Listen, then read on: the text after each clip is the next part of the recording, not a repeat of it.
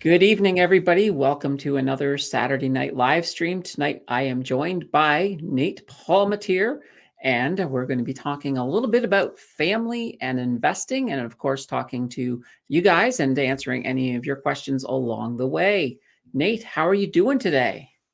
Yeah, I'm doing really well. Trying to keep warm, but for the most part, I'm doing really well. Thanks for asking. Awesome, awesome. So, for people who don't know who you are, let's just give a quick, brief idea of who you are once again, with an emphasis on family, since we're going to be talking about family.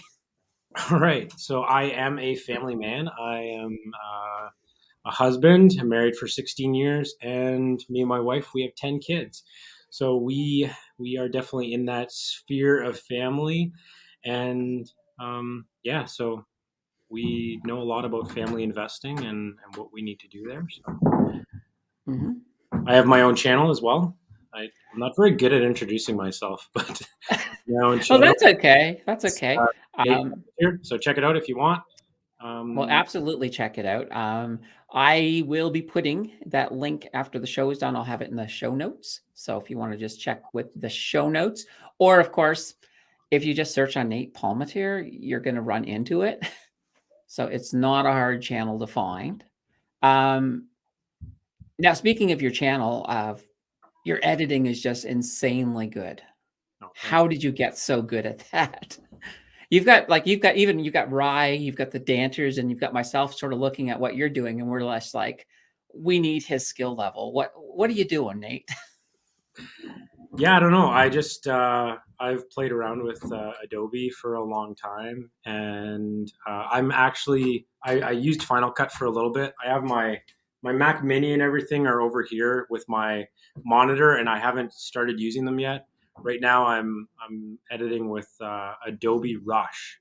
So if you've ever used Adobe Rush, Okay. it's cheap actually, monthly. I think it's like $13 monthly if you use it.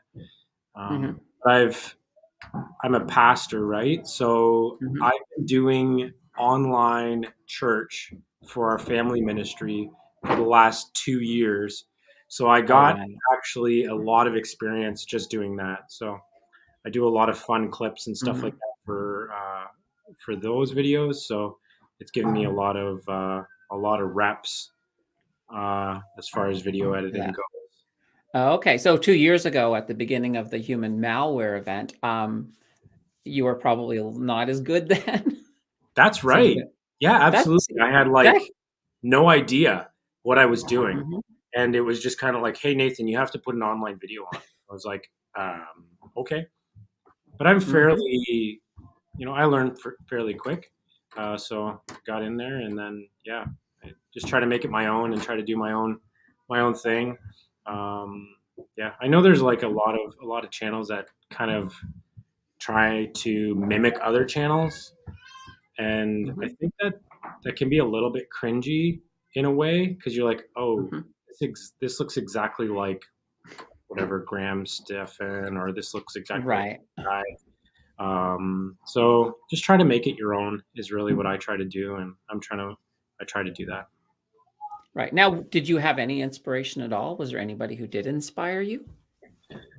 For like Well, how I do my video editing. Uh, yeah, it's just, well, maybe not even your editing, but just how you approach your channel in general. um, I don't know if I have. Like I don't, yeah, I don't know. This is a terrible answer. Um, Okay. so here's the thing. So when I even started like as a pastor, I used to kind of like mimic other preachers. And Mhm. a good friend of mine, Daryl Molyneux, said, "You know what, Nate? You just got to do your own thing and be your own Right. person because there's so many people out there that are trying to match other people. Just be Yeah. you. Do Mhm. you." Yeah. And you know what? I'm a high energy guy, and I would hold myself back. And he would be like, "Nate, you just need to be you. You need to, be the crazy Nate that you are, and Mhm. throw it out there. And some people are gonna like it, and some people aren't. But Yeah. nothing more natural than being you. And same for you, Candace. Like, there's nothing more natural than being you, and that's the Mhm. best part of you that you can share with the world, right? Your approach, your unique person. Hey, Sisso. I don't know. I'm terrible at saying names as well, by the way.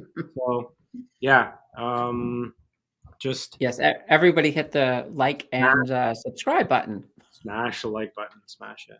Smash it. I Yeah. would say, Candace, at first, when I first started my channel, I started looking at those, the bigger guys in the financial verse or financial Mhm. area, and was like, and some of my first videos, you could probably see that in like how I was like, smash that like button, and like I was just kind of saying the same thing everyone else was.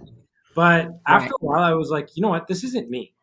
I I don't want to do this. So I'm just going to do me, and Mhm. if I grow, I grow.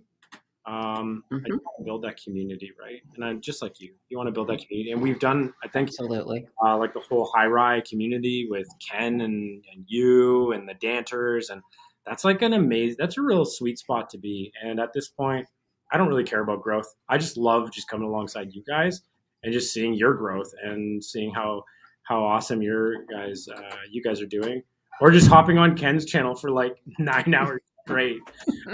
Uh, Yeah, yeah. It's one of those things. It's like, luckily he ends his show in enough time for people to get sleep to get here. That's, right? I know. That's kind of funny. Um, and we got Jason in the house. Hi, Jason. Hey, Jason. And we got Journey. Hey, Candace. So next week, Journey's going to be my guest, folks. So if you want to Oh, hear about VV, comic books, collecting, that's going to be the main theme of next week. It's going to be absolutely insane. that should be exciting, actually. Mm. What's up, Oh, I'm, Journey? I'm looking forward to that. And of course, Journey also has his own channel. It's a part of he's got a VV challenge. He's trying to make some serious bucks with VV. So check Cool. that out, folks. That way, there you'll be up to speed on Journey for when he's here next week. I saw an article today. A 14-year-old girl has made over $4 million on her artwork on NFTs. That does not surprise I was me at like, all. and I'm looking at the artwork, and it's pretty decent, especially for a Mhm, 14-year-old. But the fact that she has like the know-it-all to just throw it up there, like mhm. my daughter draws. Maybe I should get her doing some NFTs. Well, see, here's what I would do. I'll give you my advice. If your daughter can draw half decent and she wants to sell them as NFTs, she doesn't even have to sell them high. What she needs to do is build into the smart contract on that NFT a royalty. So, Mm, like, say 10%, then anytime anyone sells her artwork, because artwork, it gets sold from person to person. That's just the way it works. She'll get 10% of every sale. And if it does start going up in value the way a lot of NFTs do, all of a sudden she's going to have serious changes coming doing absolutely nothing. It's like passive income. that's amazing. That's amazing. So that's a little thought that she might want to do. If I had that type of artistic ability, I would definitely be put stuff out there with some royalties built into it and seeing where it goes. We got the friggin' Oracle in the house. Oracle. Oracle. There we go. And a few more Olas to Ken. All right, we'll just get caught up here very quickly. So your own style, he's referring to what we were just talking about. I be me all the time. Ha ha ha. Keep it in trail. Oh, keep it. Keeping it Keep real. it. Keeping it real. Yeah. There we go. Whoops. Ken, your channel is funny. I want mine to be just like that. Ken has some definitely great moments on his channel, and what with NFTs and collectibles. So there we go. And then they're laughing back and forth. And we've got Jason. Ken show's turning into OnlyFans. Um, yeah, there's something there. Jason, that's awesome about the 14-year-old. Absolutely, I think that's amazing. Well, right now the biggest channel on YouTube is actually done by a kid who does toy reviews. Wow. So I mean, obviously, all the money's probably going through his parents, but that's just to me that's amazing. It's like it doesn't matter who you are, if you get the drive and the passion to do something, you can totally do it. You know, I'm That's what I'd say. I'm super hesitant with my kids right now. They want to get on, and my daughter, she has her own channel where she's like singing. Okay. I just don't. I don't know. Maybe you can even speak into this a little bit. Just like I don't want. I don't know. Like I said, Olivia, you can sing, but I'm not sure if I want. I'm not sure if Dad's comfortable with you like showing your face right now. Um, and it's not Hmm. like she's a gorgeous girl, and maybe that's half of the battle. Like I just know the internet, and I'm just kind of like Right. I don't know. I think that's wise parenting, but I don't know. And then my son wants Yeah. to do like a Lego stop motion channel. Um, Oh, that's kind of cool. Well, I mean, you don't have to show your face for that, but mhm, mhm. I mean, if you're really uncomfortable with your daughter showing her face, there's different things you can actually do. You can get like one of them animated avatars, like she could sing as a cat or something. Oh, So it true. would still be her voice. She'd still get the popularity, and she might actually, because of the gimmick of having a cat sing instead of her, that might actually pull more people in. Mm. I've seen that on Twitch. And With then, guys that are like raccoons. well, yeah, exactly. It's the exact same idea because then she can at least get that exposure. She can see the business. She can run her channel without having her face out there because, and then eventually when you're both comfortable, then she can eventually, pull away the cat and say, "Hi, this is me," Oh, cool, right? which could turn into actually a nice kind of reveal. Oh, and we got Ryan in the house there. I see Ryan. I almost feel like you remember that old show Romper Woman, Romper Room. At the beginning of the show, basically the host of the show used to have this magic mirror, and she'd be like, "Oh, I see Johnny and Sarah and Jeff." So sort of like that. We could definitely do that with our families. Okay, and we got Patricia in the house. She's saying hi, everybody, and we got Ryan. What a duo! Smash like, folks. Absolutely. And Snap Camera app can change her face up to whatever you want. So yeah, that's another one as well. That's I think the one that Ryan's using to make all of those funny faces, like the cartoon faces that he does. Can you Please download tell that? me you've seen You just Ryan's. download that on our phone. I don't know. I haven't used it yet, but I'm sure Ryan will let us know. um, because I guess I thought it went through OBS, but I'm not sure now. Mm. So yeah, Ryan, if you could just give us a little bit more information for Nate here, because I don't have that answer. Maybe it could be Kini Inu Avatar singing. Ooh, that's kind of funny. And Journey saying hi to Rye. David Love remembers Romper Room. All right, at least one person remembers Romper Room. Holy banana bread. Wasn't even a. Anyway, here we got. What's that? I said it wasn't even a mirror, right? Oh, It was phone or like computer is just. I think it was just the mirror frame, yeah, right? yeah. Like there was nothing in it. She was just looking through A the hole, like a little bit mirror without the mirror. So phone or computer, it's a standalone app. It replaces the webcam in my instance. okay. Okay. So that sounds pretty cool. Now, I think, I think you froze there for a moment there, Nate. Oh no, I'm here. I'm here.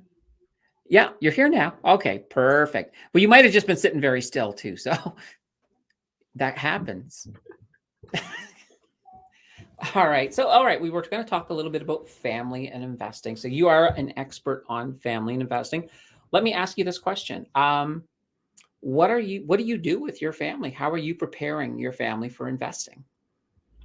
All right. So there are some big challenges that you need to like figure out when you are investing for your family, or whether you actually are going to invest for your kids. So you need to first figure out whether you're actually going to pay for your kids' education or not.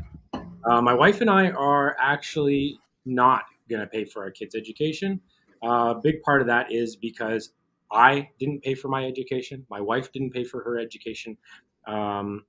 But we still did go the the general route of getting into the RESPs, applying for different grants. So I want to talk to you guys a little bit about some things where you can actually get free money if you want to use it. So one of them is there's a Canada Savings Grant, and you just have to apply. And if you qualify based on your income, then they just send you a bunch of money per kid up until they're 18 years old. So you're going to get a set amount each year per child up until they're 18 years old. So for us, we were able to get, it was $9,000 up front. But with that, with the Canada Savings Grant, you need to put it into a GIC with whatever institution you've applied for it. And you actually have to go through an institution in order to apply for this grant. And same with RESP, you have to go through an institution. You can't just apply directly to the government and they'll give it to you. So the Canada Savings Grant, if you qualify, then you'll get it. Now, the reason why I think we qualified is because I have so many kids. And it's just like, once you have, they do it in like brackets. It's like, okay, if you have 3 kids and you make $120,000 a year, you qualify. If you have 4 kids and you make $150,000, you qualify, and so on and so forth. So anything under that. So I think with 10 kids, I would have to be making like $1.5 million a year to not qualify, but I don't make that. So so I qualify for that grant, and we just and it's just sitting there. Now RESPs and RESPs are interesting. So if you apply for an RESP, each year you can put in up to $2,500, and the government is going to give you 20% of that. So they're going to give you what? So $500. Yeah, $500 extra. So that's a free 20%. Now, the only issue I have with the RESP program is you have to use it for school or for school-related items. So it could be for their housing costs. It could be for books. It could be for anything like that. Now, there's 2 RESP programs that you can apply for, actually. So there's an individual RESP program where you apply individually each child. So if you have 3 children, you apply per child. And once each of those children reaches the age of, it's like 21, you have to either, don't quote me on that, it might be a little bit older, but let's say 21, you have to use up that money. And if you haven't used it, then you have to give them back any of the money that they gave you extra. So if they gave you that extra 20% a year, you have to give all that back. If you gained on it, you don't have to give any of those gains back. So that's kind of cool. But the second way you can apply for RESP is called a family RESP. And this is what we've done. So all the money you put in, even if your oldest child decides not to go to school, you don't need to use that money for that child. But you have the benefit of getting that 20%. So if one of our 10 children go to school, we can use all that RESP money for one child, which is really cool. And if, so you can spread it up, you can spread it among all of them, or you can use it for one kid. Now, and there are other ways to save for your children as well. Now that 20% is a little bit of a, like it's a good thing, but at the same time, it also puts you kind of in a bit of a box because you could only use that money for education. What if your child wants to start a business? Yeah. You can't pull that money out for a business. So then all those years you've actually wasted your money or wasted that time because you have to give it back anyway. But if you were to put that money into a TSA, you can use it as the same vehicle as long as you're not as long as you haven't maxed out your TFSA. So those are different kinds of ways, and you can definitely help your kids out. Absolutely. A couple little things on the RESP. I was doing a little bit of research into it. So by 21, you can't add anymore. That's when you can stop adding children to it. But you can still contribute and use it up till 35. By 35, they have to use it. Okay. Now, one of the interesting things is if they did decide to pull out, yes, they have to pay back all of the government stuff. But the rest of it, you can actually transfer to your own, like the contributor can transfer to their own RRSP if they have room, to just so that they don't have to pay the taxes on it. So there's just a couple little things in there. There's also a third type of RESP. It's what was it called? It's called a group one, and the group one is kind of different. It's like there's only one child that can have it, but you can have multiple contributors that don't even have to be related. Oh, So cool. let's say if you had some friends and that, and they were all you all wanted that child to do really well, you could all sort of create this group one and then all contribute, and that's kind of cool that way. So that is really really neat. The other thing too about the RESP is when they do take that money out for education, it then does become a taxable event, but on them. Now, the fact that they're students means that they're probably not going to be paying any taxes on it anyway because they're not going to be making anything. So it works out well in that way. So that's kind of cool. I thought there was one other little thing in there. No, I think that was about it on those ones. Other than yes, on the individual one, the maximum that you can get over the lifetime of that account is $7,200 from the government for a child, with the amount that they sort of drop into your account, which is kind of cool. So that's one of those things. It is kind of neat. And also with the individual as well, if you had, well, let's say you had only got the individual on one of your kids and they decided not to go, you could actually then transfer it to another kid. It has to be a sibling. So it can't be, you can't transfer it to a cousin or something like that. So, but somebody in the same family, you could transfer it to. There we go. Oh, and here's one last little fun thing. You can actually get an RESP on Wealthsimple Invest. So Wealthsimple does have that in the family. They don't have it on the trade side, but they do have it on the invest side. So that's kind of cool. One question I had though about the that. Oh, my head's just, I don't know what's going on there. The question I had was about that one bond that you were getting from the government. You said you had to put into a GIC. Are you able to use something, for example, like EQ Bank? Because I know they offer GICs. Yeah, it just depends on you. Just essentially, you can't control it. So with Okay. An RESP, you can give it over to a broker, or for me, I actually put it into a direct investing account, so I can invest it just like you would in. I don't know. I guess Wealthsimple Invest is kind of giving it over to the broker as well, but you Pretty can. much, yeah. So I use TD Direct Investing as well, and I Mhm. can direct invest with my RESP for my kids. So what I did Yeah. was I only put in like $800 and I put it into an index fund, and that was all I Yeah, did. that's But I can choose yeah, that's pretty smart. just because the fees are a little bit lower. Um, so yeah, you could probably do it with EQ Bank, absolutely. It would have to be just um, I don't know why, but I guess they want to make sure that money's safe. I guess that's Yeah. why they don't want to Well, give it to any. Because the people, do you know what? The one thing about it though, Candace, is I think mhm, it's a little bit prejudice in that it's like the people that are going to qualify for this are low income people. mhm, So it's that demographic that that lower demographic financially that's going to qualify mhm, for it. So they say, if you qualify for this, we're not actually going to allow you to control it. We're going to let your bank control it. So that's a bit of an interesting take on it, and I kind of tried to push back a little bit on that and was like, why is it mhm. this? Um, but yeah, maybe just anyway. Hmm. No, that is definitely very interesting.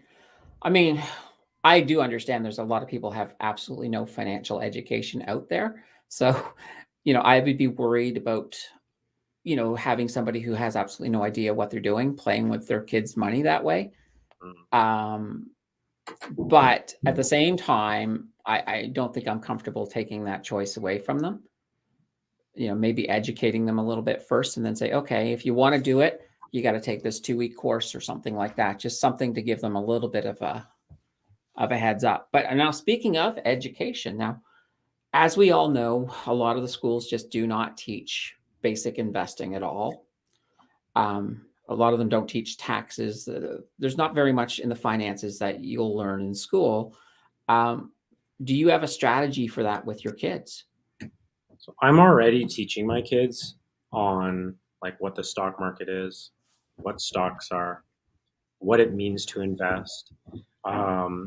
So one of the things I did with my older daughter, she's 15, is we sat down and we talked about her babysitting money that she was making.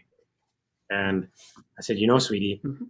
what we should do is when you make that money, 90% of that, right now, she's young. She doesn't need to use all of her money. Some of you might be like, Nathan, Mhm. you're draconian. Anyway, but I'm like, let's put that money aside. And the other 10%, burn it in the backyard, whatever you want to do with it, right? So what we did was I just Mhm. opened up a TFSA.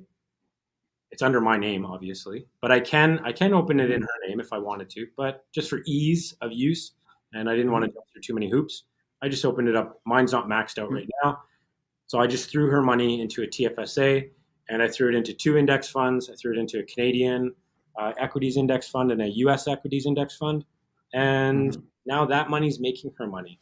And so she's made about $600 on that money that was just sitting there.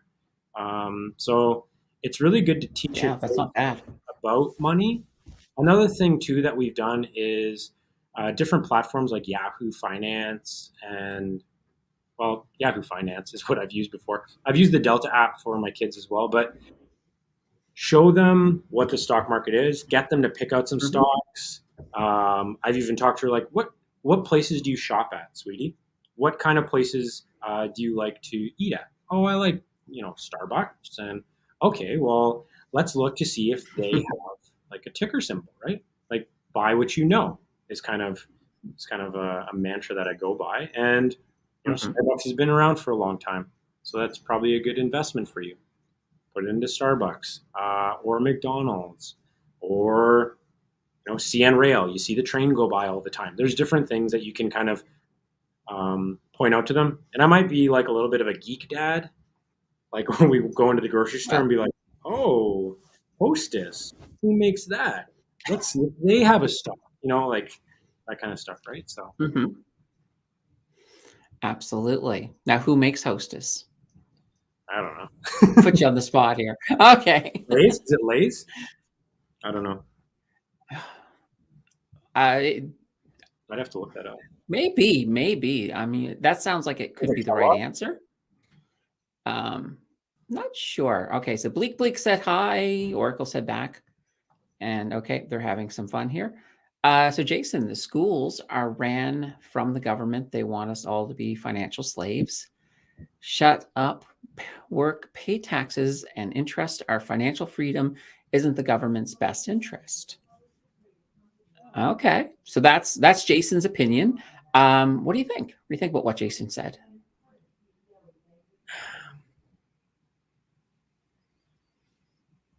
The way that the school systems were made, like when they started, was like as the Industrial Revolution in North America really like started ramping up. So guys like Henry Ford, these guys that own big industry, really shaped the way schools Mhm. are built.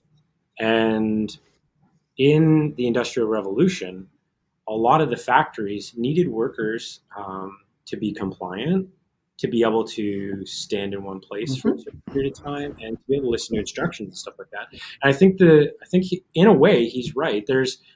They really have made the school system that way, but they've never changed it. Like it's basically run the same way that it's been run since the turn of the century. Um, Mhm. so yeah, it is kind of be quiet, pay your taxes. Um, yeah, I Yeah. think Well, you I might mean, be onto something there. I don't know if they're uh, blatantly saying that out loud, but maybe I, subversively, that's kind of what's going I on. don't. I don't think they could blatantly say that out loud. I guess my perspective on it is that if everybody knew how to be a millionaire, um, who's going to be left to do the jobs? The simple jobs, like who's going to pick up the garbage? Who's going to cut my hair? Things like that. Because if everybody's making all of this insane money, but then again, if everybody was making all this insane money, then millionaires probably would be the new poor. At least that's the way I sort of see it, the perspective wise. So, I think I agree with Jason to a certain extent. I just would probably express it slightly differently, but absolutely. And the friggin' Oracle. He agrees with Jason completely there. So education is just business now. Just like hospitals, you're a customer, not a patient. Yeah, it's true. I would It does boil down to that. I would say for post Go ahead. secondary education for sure. A lot of it is sold on this experience, and you need to go to post secondary to get this amazing experience. And it's all about the nightlife and those kinds of things. Now, I do think there are certain areas of education that are valid. In that, if you want to be an engineer, like Mm-hmm. that's a good. But going to Yeah. going to 4 years of humanities, I don't know. Maybe if you're gonna use that to go to law school after, right? Because when you get your undergrad for law school, you don't need to have any particular undergrad, but you can get like your BA and whatever, and then go to law school. But yeah, there are some that are a little bit not sure if we need the whole. And I think Dave Ramsey jokes about left-handed puppetry. I have a degree in left-handed puppetry, so yeah, I don't. And a lot of guys are even showing that, do you really need an education? Like schools are really pushing, Mm-hmm. go to post secondary, go to post secondary. But look at a lot of successful business guys. Look at Mm-hmm. whether you like them or not, the Bill Gates of the world, the Mark Zuckerbergs, the Steve Jobs, Mm-hmm. Warren Buffett. Like these guys didn't really spend much time in post secondary world. One Mm-hmm. other thing I I really need you guys to think about is when you go to post secondary, that's an investment. So if you're spending $40,000, $50,000, $60,000, what is your return on that investment? If it's you working at Starbucks, Mm-hmm. that's a terrible return. That's a really, really bad return. You should have used that $40,000 maybe to get into the real estate market, maybe to get into Mm-hmm. the stock market. So that's another way you can educate your family too, right? Is everything is an investment. Whether we're investing in ourselves, whether we're investing in the people around us, it's everything is an investment. And as a financial person, or like someone who is attuned to financials, that's how I don't look at life completely like that, but it really is. I'm investing my time right now with you, Candace, because I enjoy your show and I enjoy being with you guys and I enjoy being with your community. I am taking the time out of my day to invest in this. So we really need to look at other things. Yeah. Oh, absolutely. I think you're dead on with education, especially higher education. There was an interview not that long ago with Elon Musk, and he even said he doesn't care. He doesn't even want to know if you have a degree. He just wants to know what you can do. And he will throw some problems at you to see if you can solve them. And if you can, and you can do the work, you're going to get the job. It's not what degrees you have. But at the same time, and you were right, like if you want to be an engineer, if you want to be a doctor, you want to be a lawyer, then absolutely, you definitely have to head in that direction. But if you're just going to get an arts degree and you don't really have any direction after that, you might want to think about maybe, finding something that you can at least turn it into an investment for yourself. So that makes a lot of sense. And Jill says, I know that Ontario has added a financial literacy section to the grade 11 social studies class. This I like. I definitely like that. I think that's a step in the right direction. 100%. Like to me, it's unexcusable that students leave high school and they don't even know how to do their own taxes. I'm just like to me, and that's kind of funny because the government wants those taxes. So maybe they should put an emphasis on that so that, at least those students are going to be doing their taxes and the government will get their money that way. Still pretty funny. Let's see. I took police foundation, and on my second day, we had an OPP officer as a teacher. And he said, if you really want to be in policing, quit this course and apply directly to the police force. That's funny, but you know what? Sometimes there's people out there that will create courses that will help you, but will say they're going to help you get a job in industry A, when a lot of times if you just go to industry A, you're probably just as well off. So, but not all courses are that way. So I don't want to sort of say never take a course. But just sort of look at it enter it, with a thinking mind, and evaluate once again the investment and what you're going to get at the other side of it. And let's see. Jill says, except education is not just about return on investment of what you can make. It's also about learning and growing as a person, and also the social aspect of it. Okay, that's fair enough. There's definitely a lot of socialization in school. I'm just thinking university, though, a lot of that socialization involves beer, but not everywhere. But I know when I went to university, there was a lot of drinking. So People drank a lot. like I kind of want to answer Jill there. I now don't think I meant monetary investment completely. So when you're investing in your post education, it definitely does it. You have to make that choice. Am I going to make this expensive investment in myself for the social aspect, as you poke out, as you showed there, or as growing as a person? Is that the best avenue for you to take if you want to grow as a person? Is university? And if it is, then great, go for it. Awesome. But don't do that just because someone's forcing you into it. That's really what I'm trying to say.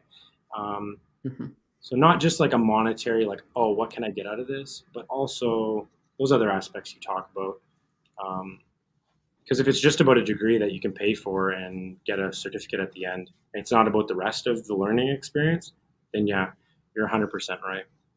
Do I pay my kids an allowance? That's a very personal question, Jill. Yes and no. So they don't get like, hey, you get $10 a week because you're in our household. But if they do extra things, like if they want to, sometimes our twins, Josie and Stella, they're 8 years old. They'll say, "Hey, Dad, can we clean the van?"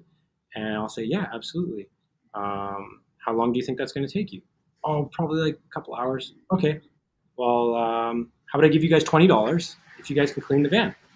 And they'll say, "Yeah, okay." Nice. So then they'll go clean the van, and I'll give them $20. So I don't.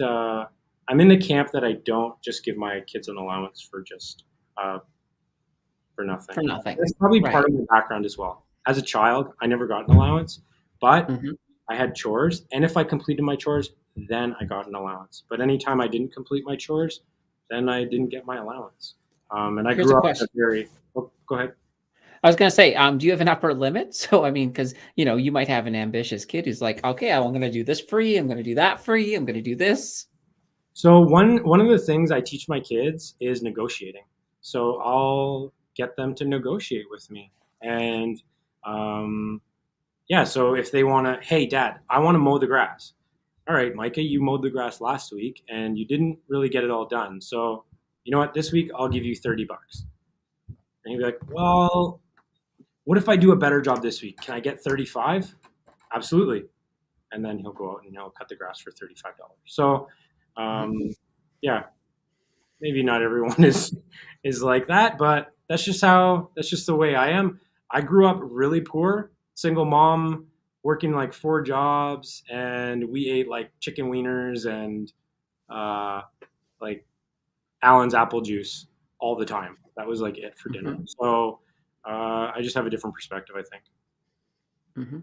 And apparently the police foundation has allowed Ken to become the friggin' Oracle, not Oracle. And Max says, the time is as much of an investment as the money. Absolutely. And there's a wise thing somebody said, I don't know who, but somebody famous probably said it. They said that you can get more money, you just can't get more time. So that's something to think. So time may be worth a lot more than money. So keep that in mind. That's one to grow on. I've heard that a few times, even like people saying, no matter how rich Jeff Bezos or Elon Musk are, they can't buy time back. So yeah, that's really good. It's true. I don't know who originated that saying. So whoever they are, you get credit. I just don't know who you are. If anybody in chat knows, definitely let us know. But yeah, that's pretty cool. So Ken would have made a great cop. Well, maybe. Maybe he probably would have done the overnight shift, and they'd be like, our shift is over. No, no, no, we can go another 4 hours. That's right. That's right. That would be funny. I was only asking as a way of learning proper money management and understanding work ethic. Yeah, absolutely, Yeah. Jill. Yeah, we try to just build that into our kids about proper work ethic. They each have their chores.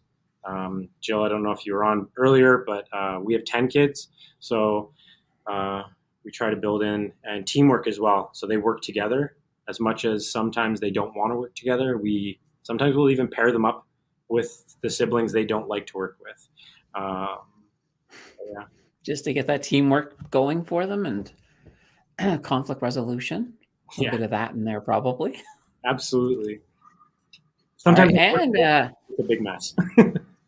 oh, yeah, absolutely. And Gary says each of my children are giving $3.50 per week in Bitcoin, return for small items around the house. All right, just a second. I'm trying to. Okay, each of my children are giving $3.50 each per week. Oh, I think that might be given. Given, yeah. Each of my children are given $3.50 per week. Yeah, in Bitcoin, return for small items around the house. Cool. That's kind of a cool dad who pays the kids in Bitcoin. I gotta say, I think that's cool. And we have Canna bus driver. Thumbs up, y'all. Absolutely. Do what Canna bus driver says. Throw the thumbs up. Otherwise, you'll get on their bus and they're going to drive real slow.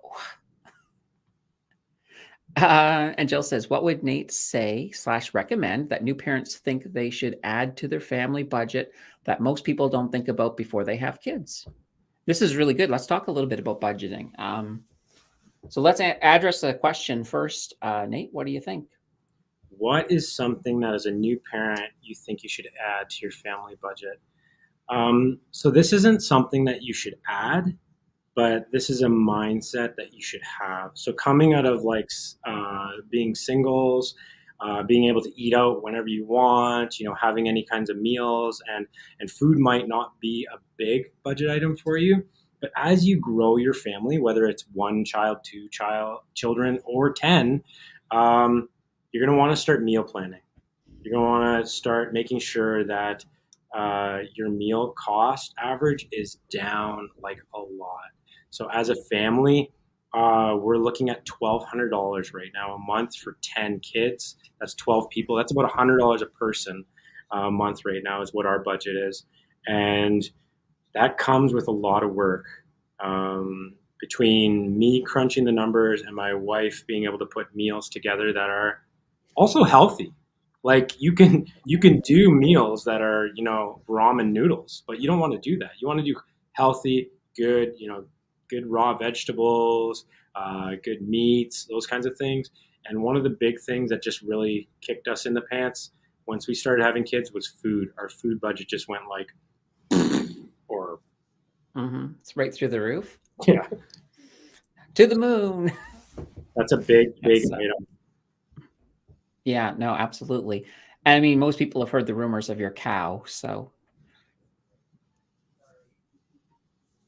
Right? Yeah, yeah. that's So yeah, yeah. we buy a full cow every 6 months or so and put it in our Uh-huh. freezer to save money on meat. So we pay $3.89 a pound. That's butchered and everything and wrapped, and so that gives us a lot of meat for a while. If you Mhm. want to see that, I can show you that if you want. That sounds actually pretty cool. So, that's how much do you think you'd save? You actually save though in total, like if you had to guesstimate from buying the whole cow. Buying the whole cow to actually. Let's say if you didn't buy the whole cow. So if you went to the grocery store and bought meat, or the butcher and just bought meat as you needed it, how much do you think you'd save by actually getting the whole cow?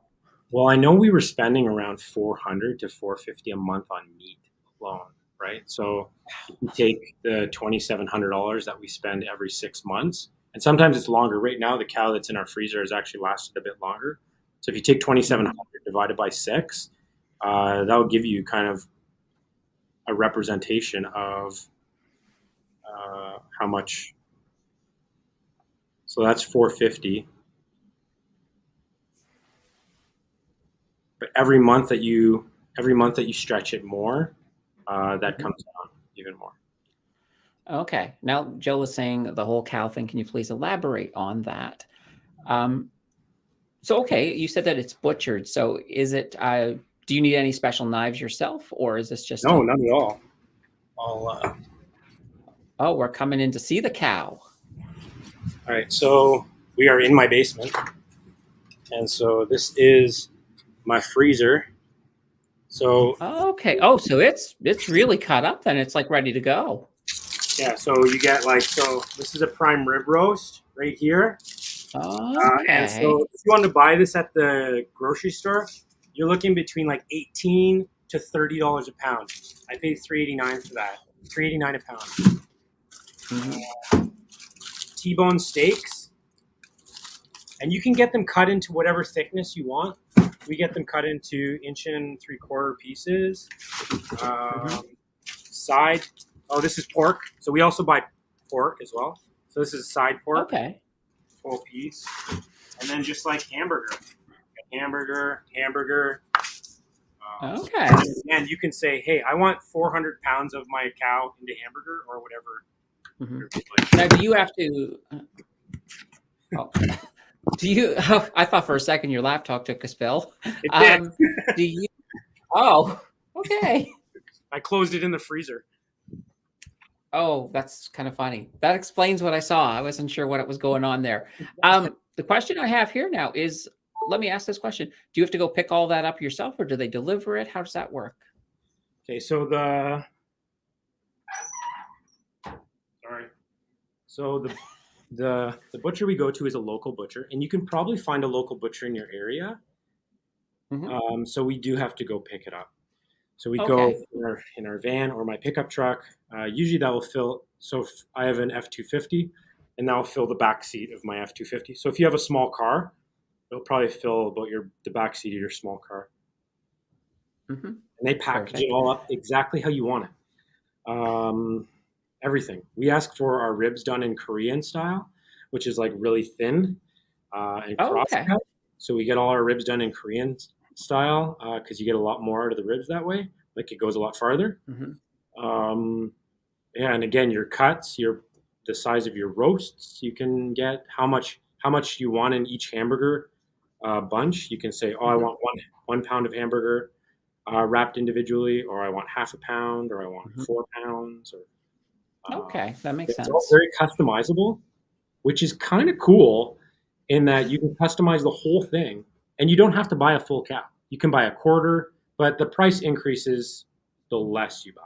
So if you only bought a quarter of a cow, Right. then um, Yeah. Well, then, I mean, then he has to deal with the other half of the cow. that's So right. Yeah, yeah. that makes sense. Hopefully that. Okay, but with let's oops. Go ahead. But with budgeting. Now you did an amazing video recently on budgeting. So once again, folks, Nate Polmateer on YouTube. I'm going to add a link down below. It's not there yet, but I'll add it immediately after the show. Um, or you can just search Nate Polmateer. He has a wonderful channel. He is a part of the community. Has the best editing in the community. But he did a really good video. Really, he did a really good video recently on budgeting. Um, so what kind of a challenge do you find budgeting when you're dealing with, you've got 10 kids, 10 clothes that you have to deal with, just the general expenses. How do you pull that all together and make it work? You have to get like super creative and like really creative. But there's some things that I think we have conveniences or something like that where we think, okay, I have a child, so I have to buy them all the best clothing. Well, clothing they grow out of really, really fast. And if Hmm. whether you know it or not, children really don't care um, so much what they wear unless there's like a huge amount of peer pressure. But even in that, if you go to secondhand stores these Hmm. days, they're not like they were 10 years ago. Like you can pick up Okay. Aeropostale, Gap, American Eagle, like all those kinds of clothes Mhm. at a secondhand store. You do have to do a little bit more work. Yeah, and we get a lot of hand-me-downs and stuff like that from friends. Mhm. So yeah, you do need to be very creative in how you budget and what you can cut. Now, some things you can cut because it's either a need or a want, right? Like, do I Mhm. want the fastest internet? So right now our internet is like 25 megabytes download. I could have 150, but that's going to cost me an extra Mhm. $120 a month. So, Right. do I need the most expensive phone plan? Do I need the most expensive phones? There's just these small sacrifices. And if Mhm. you're going to have a family, you really need to understand that Right. you're going to have to make sacrifices anyway, right?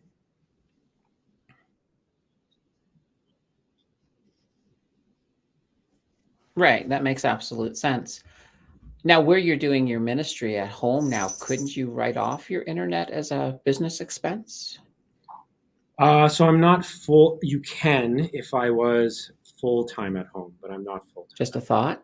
Yeah, you can though. You can write a portion of it off. All right. And the So, friggin' or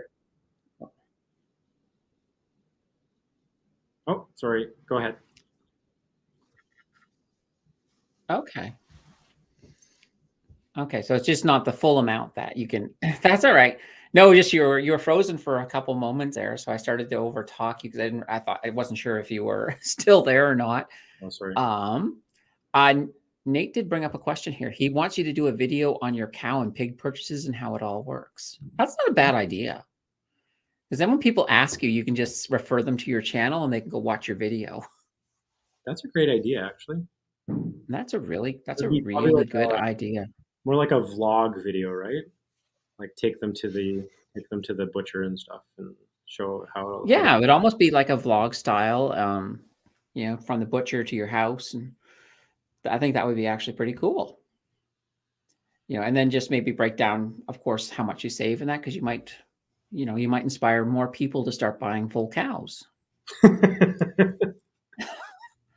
The cows may not like you, but Right. it could, excuse me, it could be interesting. And the friggin' Oracle also says, yes, most of our clothing, when mine were young, were bought off Facebook Marketplace. Yeah. Now, I guess in your case, one of the advantages I think that you have is where you have the 10 kids, you can probably just sort of pass them down from older to younger. Yeah. Or do So they complain too much about that? no, not at all. Some of our kids are a bit rougher on their clothes, so there's just no passing it down. So our twins, for example, our twin girls, they are brutal on clothing. So none Mhm. of their younger siblings will get any of their clothes, even though it's like double the amount of clothes because they're twins. But and same with the boys. The boys just like beat their clothes to nothing, to pulp, and then Oh, wow. there's nothing really Yeah. to pass down. So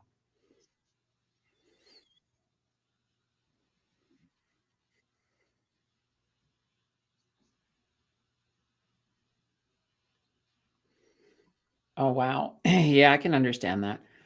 I know my family was fairly poor. We used to get a lot of hand-me-downs. So sometimes you didn't get to choose what styles or colors, but that's what poorer families tend to do right, sometimes. And you're not saying your family's poor, but you just have so many that you almost have to make that what was it, 1.4 million you said earlier? right. Um, all right. Oh, and the friggin' Oracle says vlog, that would be awesome, or just take me with you. There you go. Uh, Maybe Ken he's the Oracle. He might be able to find a way to get it down to 2.99 a pound. That is That's not a bad idea. That's not a bad idea. Or you just bring us all with you, and then we'll go back to your place and have a giant barbecue because that would be fantastic. Oracle in Park Hill, there's a great butcher shop. So they're in Park Hill. I assume Park Hill is that a city or is that just a I know community exactly within where Park a Hill is. city? I'm not sure. It's not far from me at all. Oh, do you? Yeah, I know exactly where. I know exactly what. I don't know who Sisso is, but I know exactly where they're talking about. This butcher shop is? Hmm, hmm. Okay, that's pretty cool. And Gary says close seam to cheaper quality. Yeah, absolutely. I've noticed that too. It's like it takes nothing to put a hole in a piece of clothing nowadays. You know, even my wool socks, like I love wool socks. I'm one of these people that I'm obsessed with wool socks. I'll wear them in the summer. That's how much I love wool socks. But I find that, you know, it takes no time at all to start wearing holes in them. I'm just like, what? Really? I just bought these like, you know, a few months ago and I've already got a hole in them. But that is kind of interesting. And we got here, our company just bought Johnson's Toilets in Park Hill. I drive by that every day on my way to work. Oh, there we go. Well, there you go. The friggin' Oracle can come and get a cow and a toilet at the same time. Okay. Nate, we are 6 kids. Everything you said relates to me growing up. Are you sure Sisso's not one of yours? Right?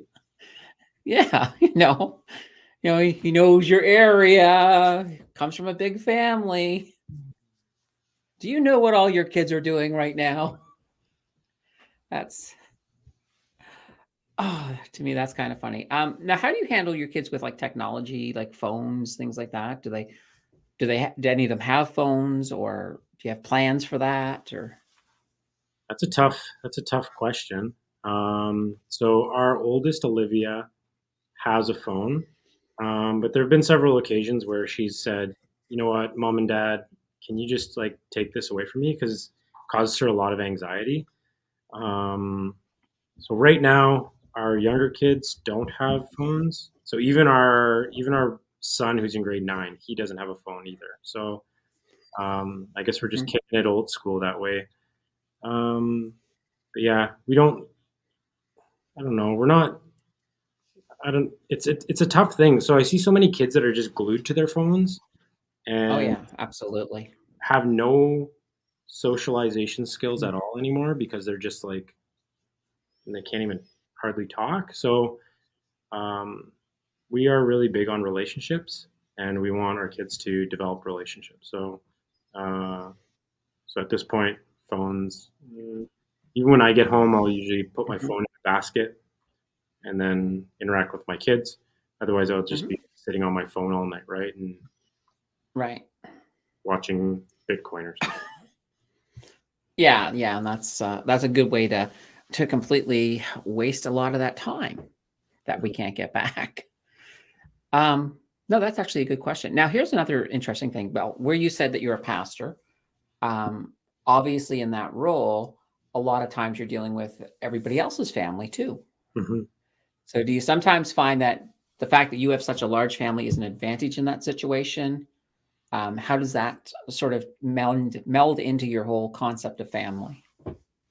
Yeah, so it gives us like um, different experiences, I suppose, or even uh, it almost gives us the ability to mentor other families as well that are coming up with younger kids. And we do find that as a large family that younger parents will come to us, and whether it's at a church or whatever, they'll just come alongside me and be like, "Hey, Nate, we're kind of struggling with this with our kids," where you might not get that from every parent.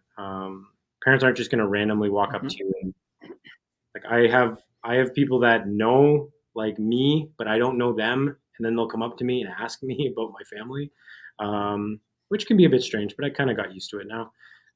So yeah, we do end up getting a lot of experience because of just the amount of kids that we have. Any tax credits Oh or yeah, that's not. Let's see, what is this? Oh, are there any other tax credits or government grants for kids? so? Oh, my phone just dinged. Um, Oh, well, there's a lot of tax credits, and so it depends on whether you're a single income family. First off, so if you are a single income family, you can claim all your children as dependents, which lowers your taxes. I think mine are like negative because of all my kids. Um, there's nothing wrong with negative taxes. And of course, there's the, what's it called? The CCB, Canada Child Benefit. There's the Ontario Trillium Benefit. There is, Okay, yeah. um, there's benefits you can get through your hydro company. I don't know where Mhm. you're living, but in Ontario, if you're with Hydro One, there's actually a uh, a monetary benefit that lasts Mhm. for 2 years if you apply for it. They don't advertise it. You have to go on their website and apply for it. And if you have children, you'll most Mhm. likely qualify for that, and you can qualify up to $75 a month towards your hydro bill. Oh, Um, wow, that's pretty cool. yeah, there's one as well with the gas company. We don't have gas out here, but there's one with Enbridge as well. Um, so you do need to do Okay. some digging. But if you go to the Canada Revenue Yeah, website no, that and just look up family benefits, there's tons out there that you might not know about, and maybe you should apply for. okay. Yeah, that sounds like a good thing to do. You did mention something a little bit earlier. I meant to circle back on. You mentioned that when you set up the TFSA, you did it in your name, but you could have set it up in your daughter's name. Now, how would that actually work if you So were there, setting it up in your daughter's name? so there is a format that you set yourself up like um, it's almost like a trustee where you're allowed to invest for your child. And then as soon as Hmm. they turn 18, it flips over and it becomes theirs. So if you go to whatever institution you're working with, you can do that. Hmm. There's a process. It's Do they pretty, give you, yeah, do they give you like an arbitrary amount of contribution room in that case? Because where it normally doesn't start till 18, are they giving you some space that you can use oh, for that TFSA so for her? so for the TFSA, the TFSA you can't actually do that for. For an RRSP, you can. Because the Oh, TFS okay, has to be okay. 18, right? So for the RRSP, Mhm. you can do that, but for a TFSA, you're not allowed to do that. And Okay, I was wondering because I was gets thinking I've done a lot of research on TFSAs and I'd never run into that, so that's why I was asking about that. oh, But right. okay, that makes sense. But the TFSA, you can't do that. But you can put it into your own TFSA.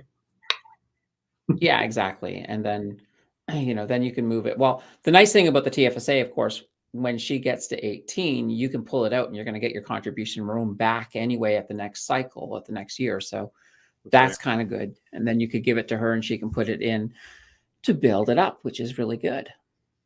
That's kind of cool. So hopefully she's been making a good amount of money. You said she's putting 90% in. Is that right? Hmm. Yeah. Yeah. So that's pretty cool. Is she the only one investing, or have any of the others finally got to the point where they're going to start thinking about using some of their allowance to? So my son is pretty hit and miss on it. I think I got $50 in there for him. Uh, Oh, he's a wow. hard one. But it's my money, Dad. So I'm just trying to encourage him.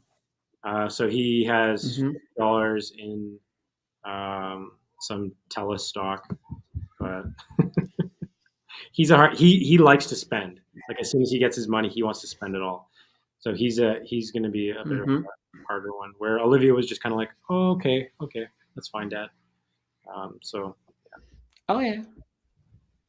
No, that's cool. Well, I don't know about you, but when I was younger, I didn't really know anything about finances, so I like to spend too.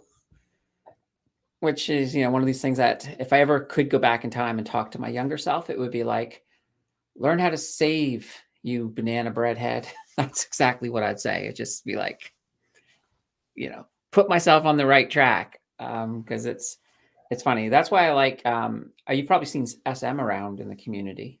mhm, So he's yeah, like he is he's not old enough yet to invest, but he already knows more than most people in their 30s because he's just been soaking up stuff from the community. And that's just awesome because I think if you start that young and you really know how to apply yourself financially, holy banana bread, you are going to be a millionaire before you're 30 or, in your early 30s. for Because if you sure. do, the whole idea of snowballing your investments can just absolutely add up huge, which I think is kind of cool. All right. And we got something here from Ryan. Banana bread hot. A new nickname for someone coming soon. Yeah. That's another one of those terms I like to put together there. All right, so we were talking a little bit about budgeting. Have you started to introduce your children to budgeting as well, sort of to get them a little bit, get their hands into that a bit? So actually, from time to time, I would say maybe quarterly or every 6 months, we'll actually sit down with our kids and we'll physically show them what it costs for different things. So I'll have the table and I will pull out of our bank account the amount of money that it costs for, okay, this is the mortgage, and it's like $1,800 in 20s, and just like stack it up on the table. And then like this is hydro, and this is, clothing, and this is food. And so we do walk through that, and I'm very Mhm. transparent about our own budget with our kids. And I'm transparent about how much dad makes. I'm transparent about all that. I think there's a lot of taboo around, like, you don't share how much you make with anyone and that kind of stuff. And I can get that a little bit. Like, you wouldn't share with everyone if you didn't feel comfortable, um, or you might become a target or something like that if you're like making multi millions of dollars a year. But I'm not, so I share all that kind of Right, stuff. yeah, that makes yeah. No, that definitely makes a lot of sense. It probably gives them a lot of appreciation too when you have to say no, because then they kinda get a general idea of what you are spending. Yeah, 100%, 100%.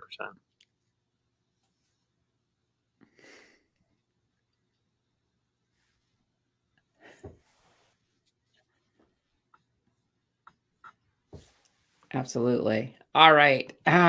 We got Mountain of Inspiration. This is a great conversation. Absolutely. And Mountain of Inspiration is actually very active in my comment section on the channel. I appreciate that. Thank you, Mountain. It's always good to see your comments. Hmm. All right. So guys, we've got about 20 minutes left. So if you guys got some questions, because we pretty much have gotten through the main content that we were looking to do here tonight. But if you guys got some questions for myself, for Nate, or or well, there's only two of us here, so hopefully it's for one of us. Throw them at us. Let's hit out a few things here in the next 20 minutes. In the meantime, Nate, what do you got planned? What do you got planned for this week? Oh, so I just finished filming my next video, and I'm like super excited about it. And uh, I actually have some of the shirt that I wore in my video. So um, yeah, it's gonna be good. It's my so part of my budget this or part of our not our budget, but our goals this year was the Shake Pay challenge. So I have a video coming out on that. And if you guys want to win some Shake Pay merch,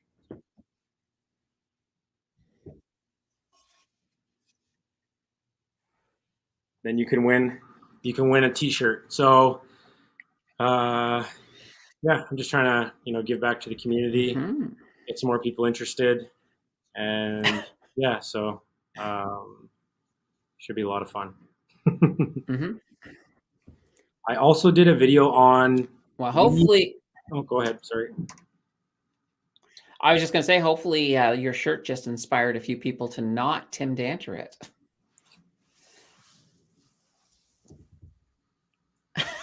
There we go. That is so awesome. All right, and what were you saying? Yeah, so I actually did. I recorded two videos this week. The other one's going to come out later, but and the other one I did more like a vlog style about us processing our chickens. So we processed 16 roosters Mhm. last night, and so I just walked through what that process looks like. You're not actually allowed to show like killing the birds, so I didn't show that part, but I showed how we Okay. how we process them afterwards, taking the feathers Hmm. off and all those kinds of things, and just walking through that. So 16 chickens. These are like organically raised birds. So if you Hmm. were to buy an organic chicken, you're looking at 30 to 40 bucks a bird. So Right. yeah, do the math on that, and that's how much money we save, Hmm. right? So good Yeah. for Well, they're also better for you. They're much more healthy than them. the ones that are, all sort of stuck together in those little warehouses thingies. That's kind of cool. Now, do you keep any chickens on your property, like for eggs and such? Yeah, so these actually we buy dual purpose breeds. So what that means is they are good for meat or eggs. And the reason why we do that is because you don't know how many roosters you're going to get. And Hmm. all of those birds, that all 16 of those were all roosters. Because we bought 55, and Hmm. I think 22 of them were roosters. So, What was the odds of that happening, though? you know what? I think like now that we're looking back, we're really thinking that the person we or the couple that we bought them from sexed them before. So what that means is they knew whether it was going to be a female Hmm. or male, because you don't usually get that high of a count. If I was to go to there's a company called Phrase, it's a hatchery. Hmm. If I was to get my chickens from them and did like okay, um, just send me random chickens, like we would get 2%, 2 to 3% would be male. This is like 50% almost. So I was really looking for. I was really thinking that. I think someone was being a bit of a shyster there, but it is what it is. Now we got chickens in our freezer. Well, it looks like everybody's actually looking forward to your chicken video. So that, you might be able to scratch out some extra viewers with that. Yeah, I should add in. My wife does an amazing job of like cooking and stuff like that, and Hmm. food budgeting and our grocery hauls and that. I should add that into our channel just because that could be a bit more unique to us because of our large family, Yeah. and maybe other financial channels might not be able to bring that kind of stuff together, right? Yeah. Well, it's one of those things. That's one of the nice things about your channel is it's very personable. You can sort of get that family feeling especially when you hit the barn and stuff. It's my favorite place for when you're doing your videos is I love seeing the barn Hmm. because it's just like, I think everybody somewhere in the back of their head have probably wanted to own a farm at some point in their life. Oh, I bet. Yeah, yeah. So, it sort of scratches that tiny itch. So that's kind of a cool little thing. Um, so guys, we got about a little more than 15 minutes. So get some more questions in here for the fantastic Mr. Nate because he's got answers. Look at them. He's moving back and forth. These answers are bubbling up. He just needs to have the question. At home cookery. Nate at home cookery. That'd be kind of funny. Do you guys use an air fryer? Just out of Yeah, we do. curiosity. Yeah, yeah. We got it off Oh Amazon yeah. on like a Black Friday Oh, deal or whatever. Yeah, okay. That's kind of cool. That's kind of cool. it is Um, actually. Now, is your wife sort of the same way almost everybody is when they hit a air fryer? It's like once they've discovered, they're like, yeah, I'm cooking in the air fryer tonight over and over again. We do a lot of like potatoes. We do a lot of just like potato chips. So our kids will like my wife and I will go out on a date night and get like our older kids to watch the younger ones. Mhm. And by date night, I mean we'll go down to Tim Hortons and get a coffee and sit in the parking lot. But anyway, Oh, and drive around the countryside. But our kids love making French fries, so we'll come back and they'll have like cut up like 3 pounds of potatoes and made a bunch of French fries. mhm. So Okay. Now, with your property, do you actually grow stuff there? I don't know if you do or not. we just moved here in June. Hmm. So next spring we're planning on growing our own food as well. So we gonna Okay. try to do about an acre of a garden, 1 acre Oh, garden. wow. This would be fun, That is, yeah, you might want to actually pick up like a little plow thing for that. That's a big field. right? Absolutely. And then what animals do you guys actually keep on your property? So right now we have, you know, to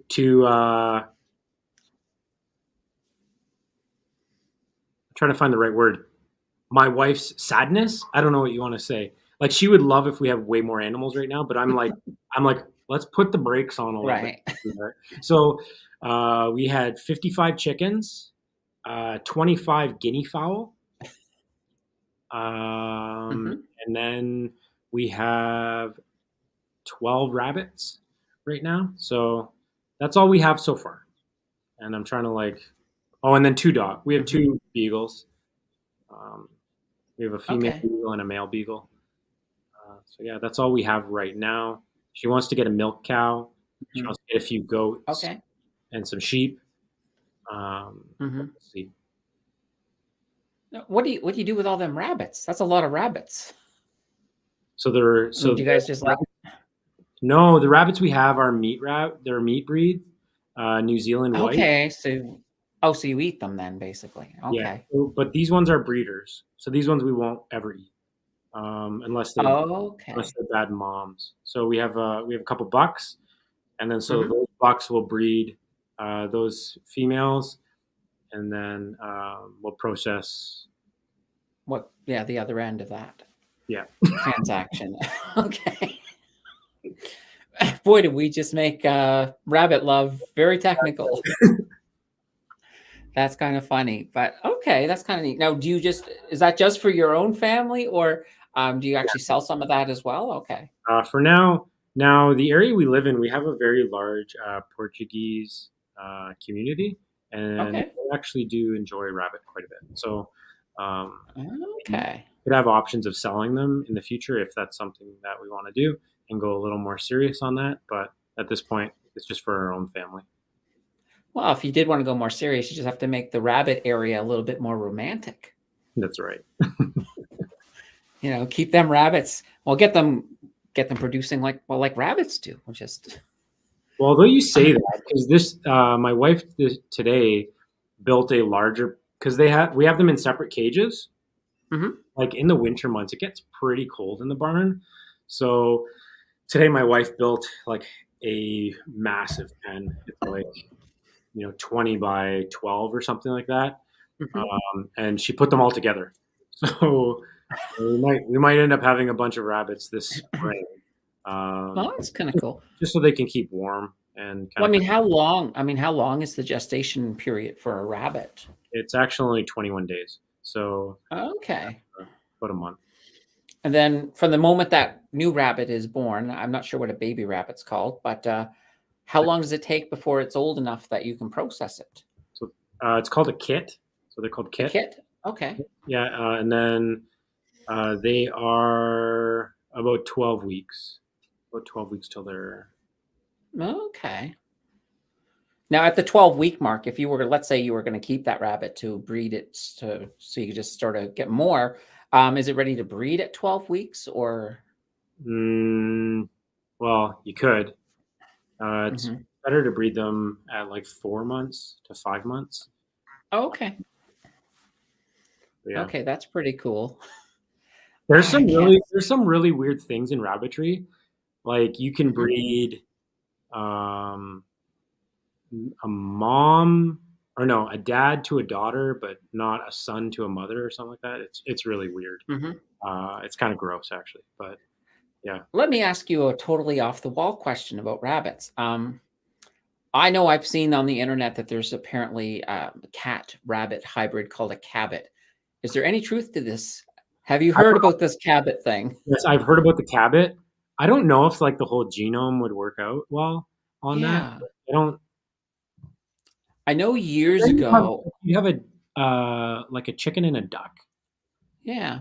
chicken or a chuck. I don't know. Like, but they don't like. We've seen our ducks breed our chickens before, and like nothing Nothing's happened. happened. No, Okay. Well, nothing's happened. they're So probably just not compatible. My that's understanding, like what I had heard about the Cabot, is that it wasn't like it naturally happened, that they just basically did it like someplace in Texas, apparently it did it, but using lab or something. But I just don't know if it's real or not. the And oracle I've says never. his buddy had one. My Oh, our really? cats don't even go near the rabbits, so they're just kind Made of. at home cookery. So they do exist. My buddy had one. Holy banana bread. I've never seen You know, one. I don't want a cabbit, but I'd like to see one day, just to see it. That because I think that would just be totally fascinating. Wow, that's kind of cool. Friggin' Oracle, if you go over to your buddy's house, grab your phone, film this cabbit. I want to see it. You know, bring it back. We'll even dedicate an entire show to this cabbit if you want. I mean, that's how much I want to see the cabbit. Anytime I've seen Or them, we they're can do. super photoshopped. Well, that's the thing. Yeah, I saw a video once, like years ago, but it could have easily been faked. Right. You know, it was, sort of like a poor quality. It was like, I mean, Bigfoot could have picked up this cabbit and started walking with it, and it wouldn't have looked out of place in the picture. It was kind of that type of quality, but still, I just like, I just want to see a cabbit one of these days. All right, guys, we're at about 10 minutes left, unless you guys have an insanely great question that distracts us a bit longer. But other than that, we got 10 minutes. So get some more questions in here for myself and for Nate. Oh, cabbits. All right.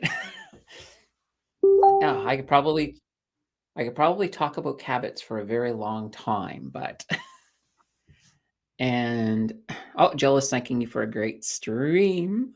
Oh, we still got 10 minutes left, but Thanks still. for coming out, Jill.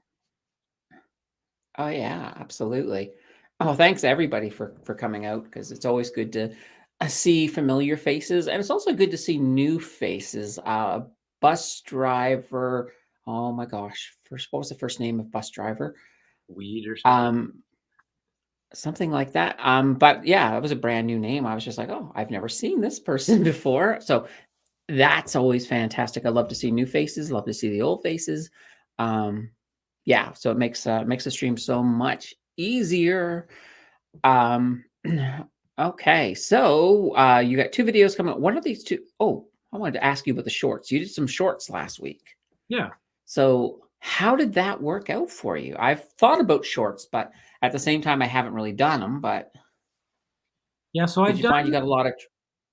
Sorry, go Oh, ahead. go ahead. No, you go ahead. All right. So I've done shorts in the past, and they're really hit and miss. Like you can do like 4 or 5 shorts in a row, and you'll get your typical views that you would normally get on your other videos. Um, Mm-hmm. so over a period of time, they might gain traction. One thing I do notice about shorts is you don't usually get more views later. Like in the first couple weeks, you'll get like, I don't know. So for my channel, I might get like 100 views or 50 views, and then it just stops there. And same thing if they gain traction. I think I have one short that got like 700 views or something like that. But then it just stopped. Oh, that's not bad.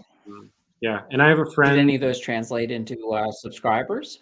Yes, they do from time to time. Not very often, but Mhm. once in a while, a short will show. If you go into the analytics, you can see that you got a subscriber out of it. So that's Okay. really why I'm doing that, is to try to just like reach out a little bit more and just to see if you know Mm-hmm. my videos can get on. And all it is really me is just chopping up some old video that I've already done and then just making it a short. So Mm-hmm. Oh, absolutely. And Ken says it's still too cold for shorts. Oh dear. I guess Ken is vying for the Tim Danter Award of the night. And you know what, Ken, you can have it on that one. That was kind of good. We'll give it to you. And Jill says, Ken, that was a joke worthy of Tim Danter. Okay, perfect. I actually made the Tim Danter comparison to Ken before I read Jill's comment, so that's actually pretty darn funny. Yeah, no, that was a good one, Ken. Definitely keep them going. And I think that's it. I think with Ken, now that he's doing his live, we go till everybody passes out stream. I think it's helping his sense of humor develop a bit, especially because he's sitting around me and I'm cracking jokes. And if Tim comes on, Tim's cracking jokes, and I think his friend Andrew probably cracks jokes too. But so it's Ken is slowly picking it up. Ken after show tonight. Everybody's looking for an after show. And sure, Cisco, why not? There you go, everybody. There will be an after show over on the friggin' Oracle station. Yeah. And Throw it up will the link. probably, Throw up the link, Ken. Let us know. yeah. If you can throw that together really fast, Ken, within the next 6 minutes or so, I can drop the link in here for you if you want, so that people can sort of leave here and go over to Ken and see what Ken has to offer tonight. Have you gotten into NFTs at all? Because we haven't talked a lot about stocks tonight, because we've been talking mostly about family. But have you gotten into NFTs? I haven't. Oh. It's not on my radar right now. So right now, my biggest thing is just to one of the reasons why as well is I do have a little bit of an addictive personality. So I know if I start diving in, it's not going to be a good idea. It's not going to be good. So I'm holding back a little bit right now. I want to get that emergency fund. One of our goals for emergency fund is to get my full salary, 56K. 1 year, right? Yeah. So that's kind of my hyper focus right now. So I'm focusing on that, and then Okay. so maybe next year, or Are you on track to get to meet that goal yet? for I January? know it's early in the year. Well, no, for the end of the year, you wanted 56K in your emergency fund. So do you feel like you're on track, or Yeah. What's just out of curiosity? I'm going to go into my savings right now, and I'll let you know. Okay.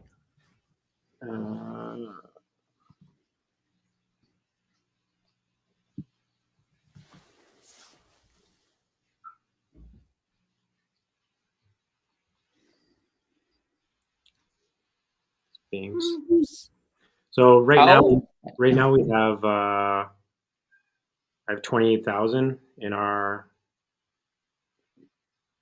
EQ Bank. That's what we have. There's actually a link down below for EQ Bank if anybody's interested in that. I love EQ Bank. Yeah, I've been using it for about 4 years now, and I was like a EQ Bank evangelist before they had their referral program. So I got a bunch of my friends onto EQ Bank before that, and then they came out with the referral program, and I was like, come on! Oh, so are you already maxed out at the referral program? No, I got like 12 of my friends to get onto it before the referral program came. So you didn't get any credit. Oh, right, yeah. So that sucks. I think I've gotten 3 people in, so it is what it is. Yeah, it is what it is. I mean, I just like it. It's a great place to put my emergency fund. Yeah, and that's when it was 2.4%. Okay, so that was yeah, I know it's come down a little bit since then, but it'll be interesting to see if that adjusts any once they start actually turning interest rates back up and things like that, because they'll have a little more money to play with. I don't know if they'll filter that down, but my hopes is, I know that Neo right now offers, I think Neo's offering 1.3, if I'm correct. I might be off on that, but I wouldn't be surprised to see them bump it up just a little bit, even to tie or just slightly beat Neo. That would be kind of interesting. Easter egg hunt for the link.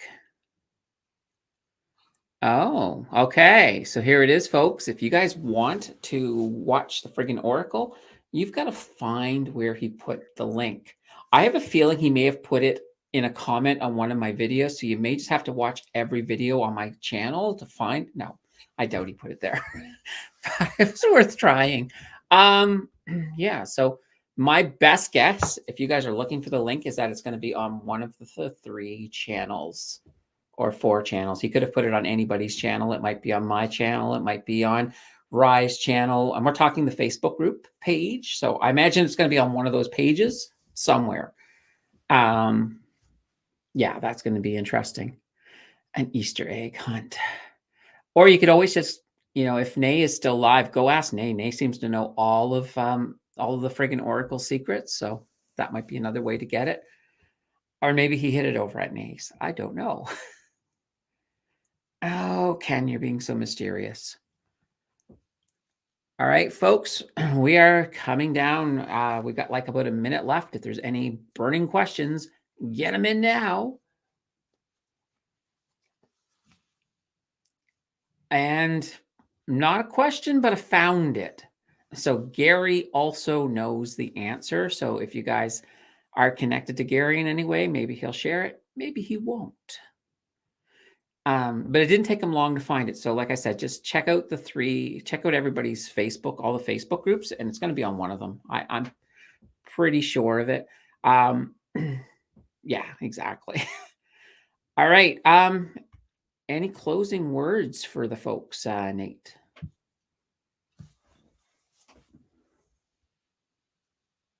I don't know. Keep your sticks on the ice. And if you can't find a guy handy, or is it handsome? Can't find a guy handsome, at least find him handy. Right? In a financial way. Though. Here we go. From Nate. Yeah, Nate is now officially the red green of the financial world. Everybody remember that. We need to make that stick. If we can't make it stick, get some duct tape. All right, everybody. Well, once again, thank you for another show. Thank you, Nate, for coming along on this journey.